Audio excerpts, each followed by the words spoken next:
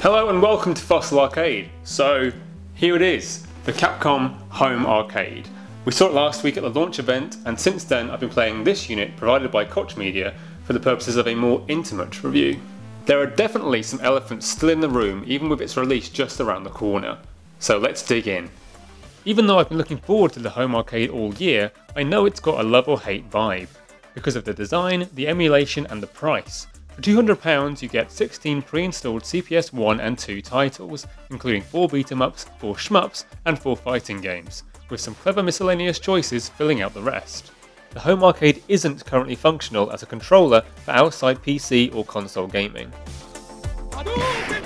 But regardless of cost, a lot of people are hung up on the inclusion of FB Alpha open source code to emulate the games, because it would capitalise on community-based work created for free.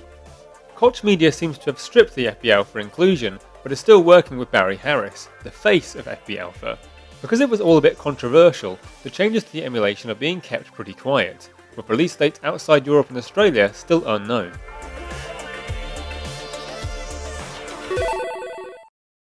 Coming to the 16-game library, it's both small and no doubt duplicating titles many people already own, or could buy more cheaply. But it's the obscure choices rounding out the collection which saved the Home Arcade from being just another copy of Street Fighter 2, Hyper Fighting, not Super Turbo. And while I'm missing Third Strike, skipping between each game I quickly realised there isn't a bad one here. The big headliner is surely Alien vs Predator, ported for the first time. Co-starring not Arnie and not Ibuki, slicing through wave after wave of xenomorphs fulfills the Predator power fantasy better than any movie or comic book ever could. I'll be playing this with Alex pretty soon, so look out for that.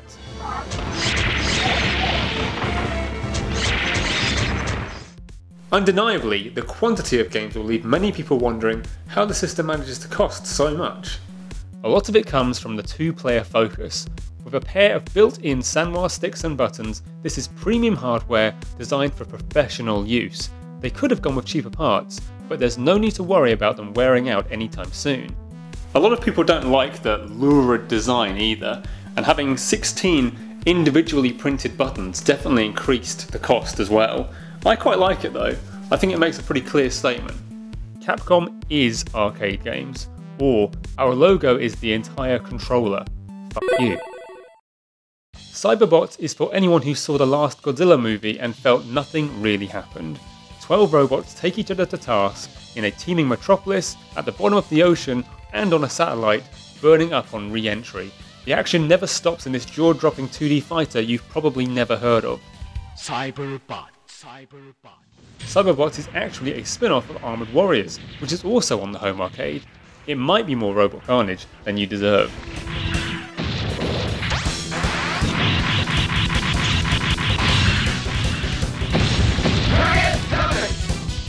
For friends playing together, you'll either want a table to sit at or prepare to get cozy with it stretched across 2 laps. This is completely practical, although single players might. Due to its impressive size, solo fans may question the best way to play Capcom Home Arcade. Here are 3 methods Fossil Arcade recommends. Ideally, a table may be situated within the 2.5 meter cable length between your TV and the playing area. You can try the AKIMBO or man spread approach, provided no one else is seated nearby. Finally, some may go with a DAKIMAKURA.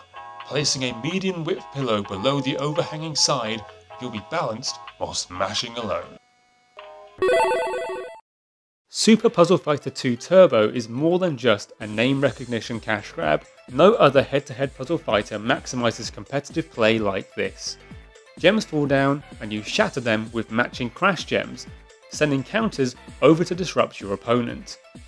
Combining gems into larger blocks and chain reactions causes harsher counter-attacks. Each character's attacks form different colour patterns, and managing your own is just as important as defending against others. You'll be hooked after 1 round and wondering why there isn't a port of this on every home console in history.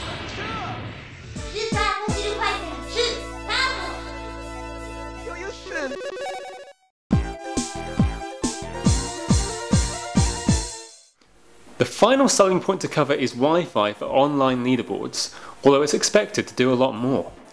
Koch Media all but confirmed updates with additional features are in development. In fact, firmware 1.3 will patch on launch day, although it doesn't add anything major.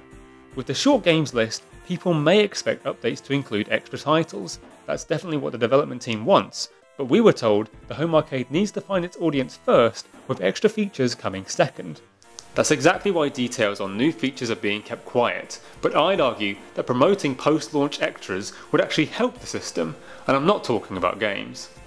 I don't like the user interface. Menu selection is wonky and there's no way to check game controls from the system itself, so you have to visit a website.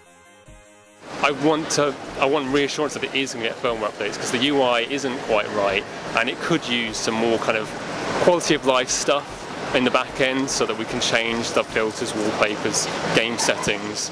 Hopefully with firmware updates that could be introduced. It seemed to be implied that that could happen in the future, but as of now they just want to kind of get it out there in its vanilla state.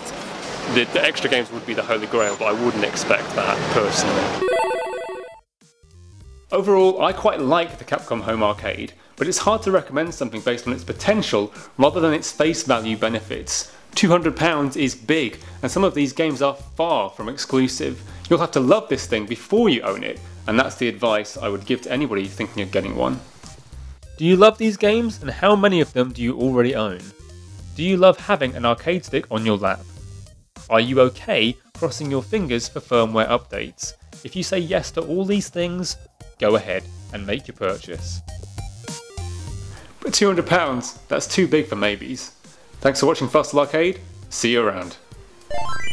Oh, would you look at that?